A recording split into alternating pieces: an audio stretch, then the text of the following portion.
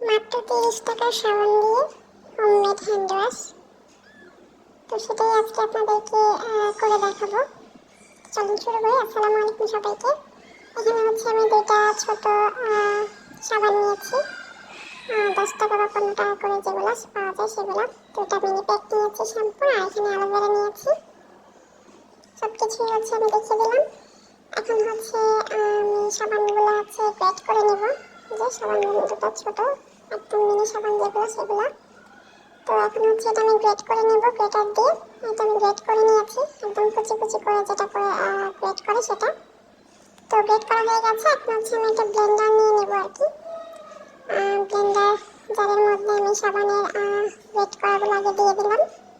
তারপর হচ্ছে আমি এতে সামান্য পরিমাণ পানি অ্যাড করবো, হাফ কাপের মতো পানিও আমি দিয়ে দিয়েছি।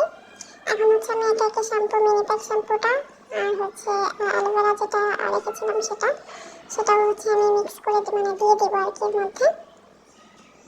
এটা আমি দিয়ে দিয়েছি। এখন হচ্ছে সবগুলো আমি একসাথে ব্লেন্ড করে নেব সুন্দর করে।